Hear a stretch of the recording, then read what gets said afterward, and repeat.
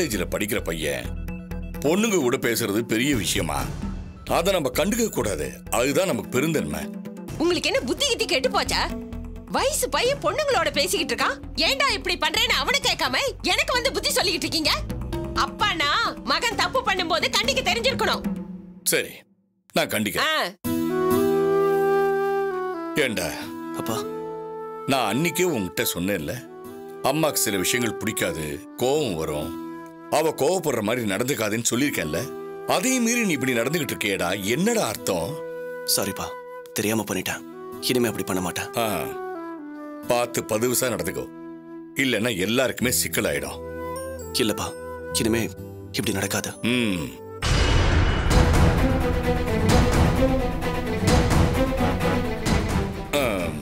கண்டிச்சிட்டேன்.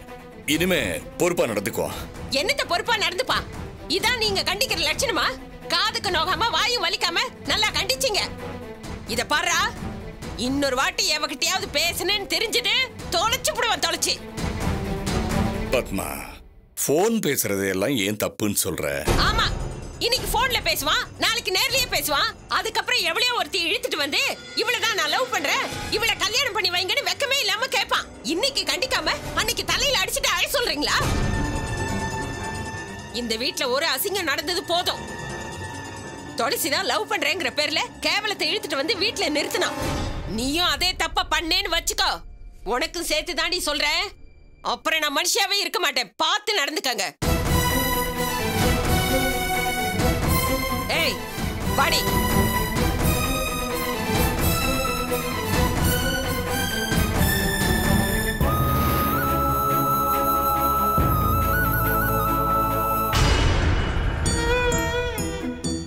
அக்கா வரமாட்டேன்னு சொல்லுவாங்க, நான் எதிர்பார்க்கவே இல்லை.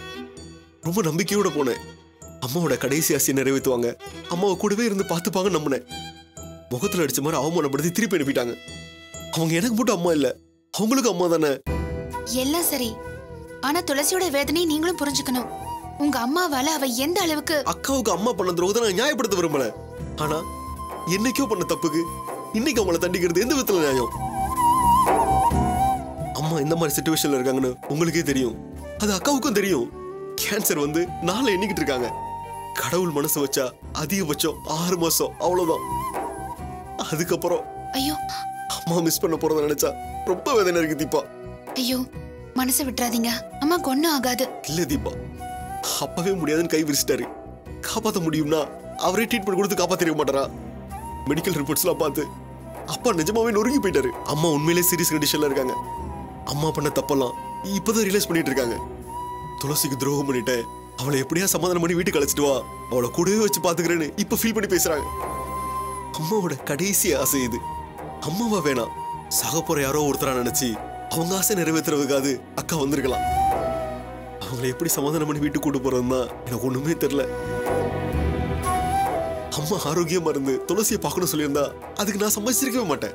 அவங்க பண்ணது மன்னிக்க முடியாத துரோகம். அக்காவுக்கு மட்டும் இல்ல, சுந்தரி அம்மாவுக்கும் அவங்க துரோகம் பண்ணிருக்காங்க. அவங்க பண்ணது தப்புன்னு தெரிஞ்சு இதை அவங்களுக்கு புரிய வைக்கிறதுக்காக அக்காவோட சேர்ந்து நானே அவங்களுக்கு எதிராக நடந்திருக்கேன். ஆனா இப்போ அவங்க மனசு நோகுற மாதிரி என்னால ஒரு வார்த்தை கூட சொல்ல முடியாது. ஏற்கனவே வேண்டிய அளவுக்கு அவங்க தண்டனை அனுபவிச்சிட்டாங்க. இதுக்கு மேலேயும் அவங்களை தண்டிக்க நினைக்கிறது மனிதாபமானமே கிடையாது. அம்மா அங்க குற்ற உணர்ச்சியில் தவிச்சுக்கிட்டு இருக்காங்க. என்கிட்ட யாருக்குமே அனுதாபம் கிடையாது, எல்லாருக்கும் எதிரியாவும் விரோதியாவுமே வாழ்ந்துட்டேன். இது சாகிறதுக்குள்ள ஓரளவாவது சரி பண்ணிடணும்னு துடிச்சுக்கிட்டு இருக்காங்க. அவங்களோட கடைசி ஆசையை நிறைவேற்றி வைக்கணுங்கிறது தான் என்னோட ஆசையும். அம்மாவோட ஃபீலிங் எவ்வளவோ எடுத்து சொல்லியும் அக்கா அதை புரிச்சிக்கவே இல்லை. தீபா, எனக்காக ஒரு ஹெல்ப் பண்ணுவீங்களா? சொல்லுங்க. நீங்க ஒரு வாட்டி அக்கா கிட்ட பேசி பாக்குறீங்களா? ஐயோ, நான் எப்படி? நீங்க போய் பேசி பாருங்க, நீங்க சொன்ன அக்கா கண்டிப்பா கேட்பாங்க. என்ன சங்கடத்துல மாட்டி விடுறீங்களே, இது ரொம்ப சென்சிட்டிவான விஷயம், துளசியோட பர்சனல் மேட்டர். இதுல நான் எப்படி தலையிட முடியும்? ப்ளீஸ் தீபா, எனக்கு தெரியும் நீங்க சொன்ன அக்கா நிச்சயமா கேட்பாங்க. எனக்காக வேணாம், என் அம்மாவுக்காக, எங்க அம்மாவோட நிலைமையை கொஞ்சம் நினைச்சு பாருங்க, அவங்களுக்காக ப்ளீஸ். இல்ல பிரபா, சொன்னா முடியாதுன்னு மட்டும் சொல்லிடாதீங்க, உங்களால முடியும். நீங்க சொன்ன அக்கா கண்டிப்பா கேட்பாங்க. அந்த நம்பிக்கையில தான் நான் இங்க வந்திருக்கேன். உயிரோட போராடிக்கிட்டு இருக்கிற ஒரு தாய்க்காக கேட்கிறேன், ப்ளீஸ் செஞ்சு கொடுங்க. ஐயோ, என்ன இதெல்லாம்? எனக்கு வேற வழி தெரியல தீபா.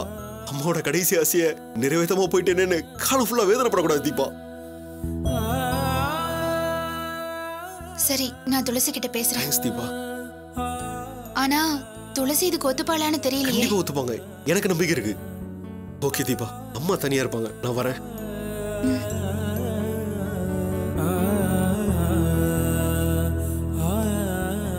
தீபா மறந்துடாதீங்க, அக்கா கிட்ட பேசிருங்க.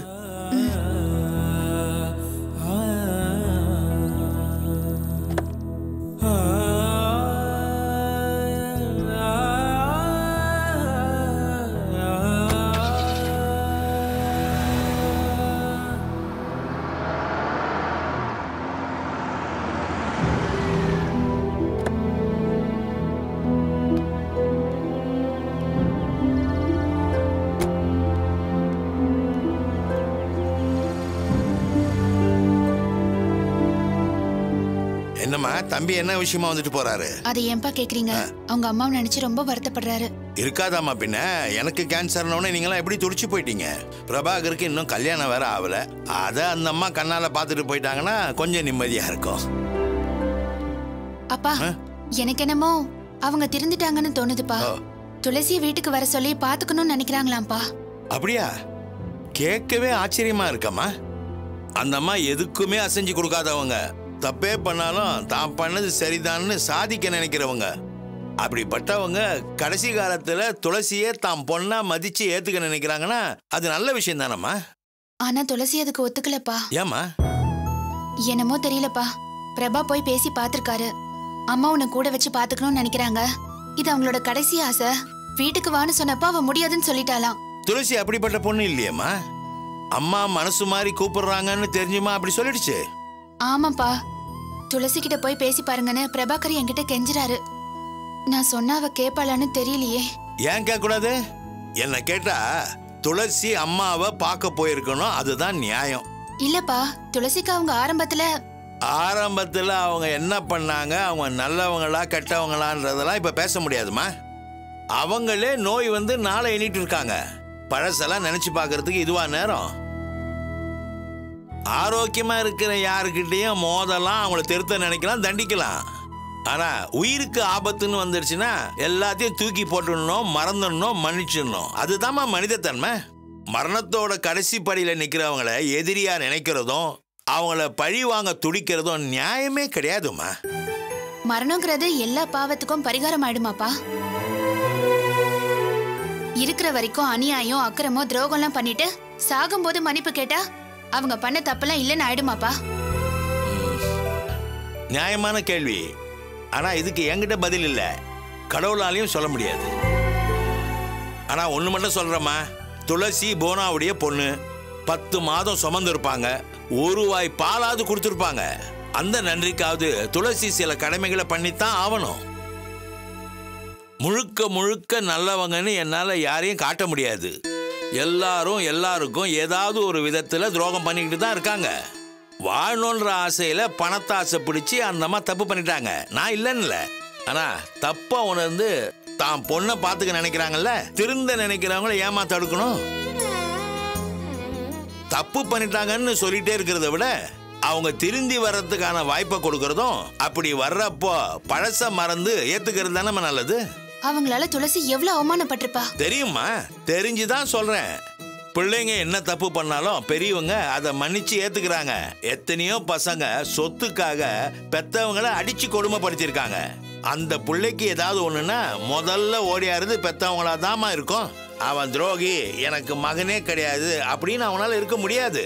பெத்த பாசம் அவங்கள அப்படி இருக்க விடாது. பெத்தவங்களுக்கு இருக்கிற பாசம் பிள்ளைங்களுக்கும் இருக்கணும்.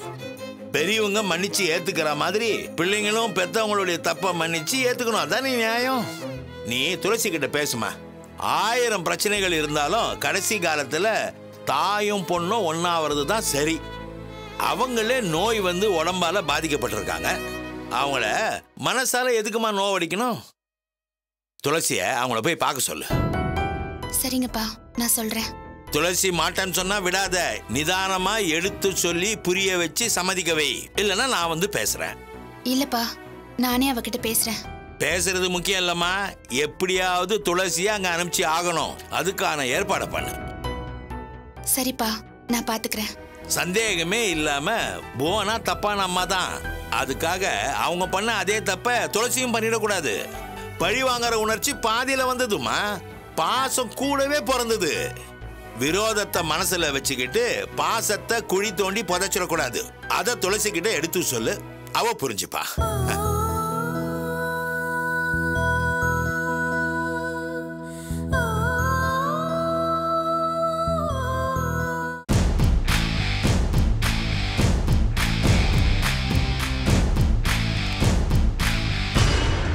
என்னங்க சொல்லு போனா, ஹாஸ்பிட்டல் ஒர்க்கெல்லாம் அங்கேயே முடிச்சிட்டு வந்திருக்கலாம்ல, எதுக்காக வீட்டுக்கு கொண்டு வந்து பாக்குறீங்க?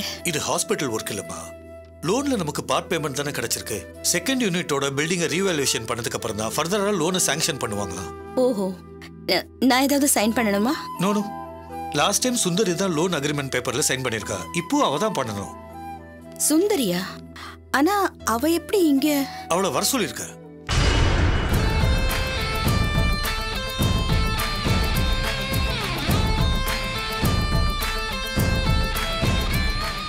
என்னங்க, சுந்தரி எம்எல்ல ரொம்ப கோவமா இருக்கா. அவ இங்க வருவான்னு நினைக்கிறீங்களா? கண்டிப்பா வருவா. ஃபோன் பண்ணி கன்ஃபார்ம் பண்ணிட்டேன், வந்துட்டு இருக்காளா. ஓஹோ, அப்போ நீங்களும் சுந்தரியும் பேங்க்குக்கு போகணும்ல? சேச்சே, பேங்க் மேனேஜர் ஸ்டாஃப் அனுப்புறேன்னு சொல்லியிருக்காரு. அவர்கிட்ட கொடுத்தா போதும்.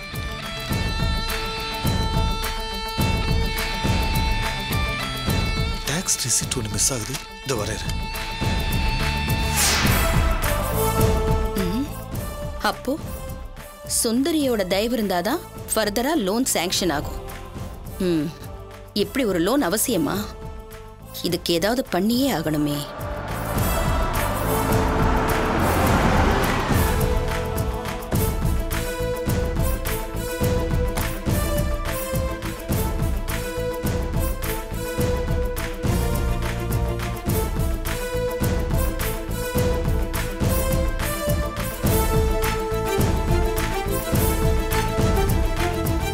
இன்னைக்கு சாவுக்காக யமனோட கயிறை பிடிச்சிட்டு நிக்கிறாளே, அது உன் அம்மா இல்ல, உன் அம்மாவோட பணம்.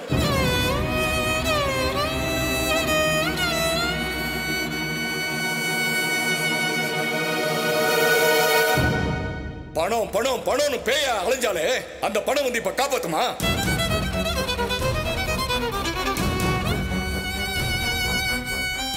பணத்துக்காக பெத்த பொண்ணைய கட்ட புருஷனி விட்டு இன்னொருத்தனோட ஓடினாலே அவளுக்கு இன்னும் தண்டனை வேணும்டா. ஏண்டா பிறந்தோன்னு நினைக்கிற அளவுக்கு அவ நரக வேதனை அனுபவிச்சு தான் சாவா.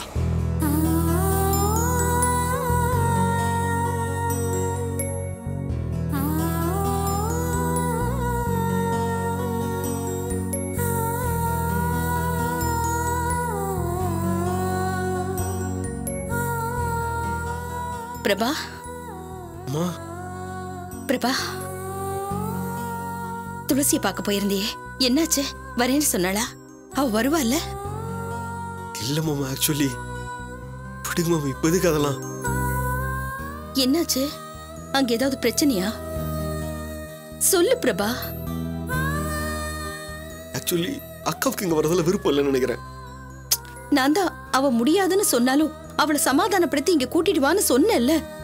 பேசி பார்த்துட்டேன் மம்மி, அக்கா முடியாதுட்டாங்க. முடியாதுன்னே சொல்லிட்டாளா?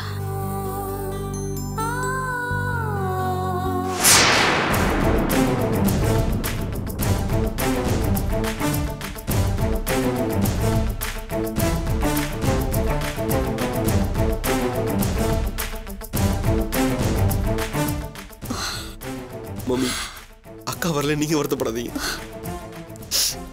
இல்ல பிரபா, அவ நிச்சயமா வருவான்னு ரொம்ப நம்பிக்கையோட இருந்த. இப்படி பண்ணிட்டாளே, ரொம்ப கஷ்டமா இருக்கு. மம்மி ஃபீல் பண்ணாதீங்க மம்மி. அக்காவோட இடத்தை என்னால காம்பன்சேட் பண்ண முடியுமான்னு எனக்கு தெரியல. ஆனா உங்களுக்கு நான் இருக்கேன் மம்மி. உங்களை நான் பாத்துக்கிறேன் மம்மி. துளசியா எப்படி சொன்னா? எனக்கு மன்னிப்பு கிடையாதா? நான் அந்த அளவுக்கு பாவப்பட்டவளா? அவளுக்கு நான் பண்ணது பெரிய துரோகம் தான், நான் ஒத்துக்கிறேன். அதுக்காக இப்படி அம்மாவை பார்க்கவே மாட்டேன்னு என்ன ஒரே ஒரு தடவை வந்து பார்த்துட்டு போக சொல்லுடா. அம்மாவுக்காக அவ இது கூட பண்ண மாட்டாளா? அவங்க வந்திருந்தாலும் உங்ககிட்ட பாசமா நடந்திருப்பாங்கன்னு கேரண்டி சொல்ல முடியாது மம்மி. நீங்களே முடியாம இருக்கிறீங்க. உங்க சிச்சுவேஷன் என்னன்னு தெரிஞ்சோ இந்த அளவுக்கு கோவமா இருக்காங்கன்னா ஏன் இப்படி இறக்கமில்லாம நடந்துக்கிறாங்கன்னு என்னால புரிஞ்சிக்கவே முடியல. பெருந்தன்மையானவங்க, பிராட் மைண்டட்னு நான் தான் அக்காவை பத்தி தப்பு தப்பா புரிஞ்சுக்கிட்டேன். சபாஷ், இதுக்காக தாண்டா உன்னை அங்க அனுப்புனேன். மம்மி, துளசி வரலங்கிறதுக்காக நீங்க ஃபீல் பண்ணாதீங்க. இல்ல பிரபா, நான் இருக்க போறது இன்னும் கொஞ்ச நாள் தான். அந்த கொஞ்ச நாள்ல என் பொண்ணோட ஒன்னா இருக்கலாம்னு நினைச்சேன். ஆனா எனக்கு அந்த குடுப்பனை இல்லாம போச்சு. என்ன பண்றது? நான் கொடுத்து வச்சது அவ்வளவுதான்.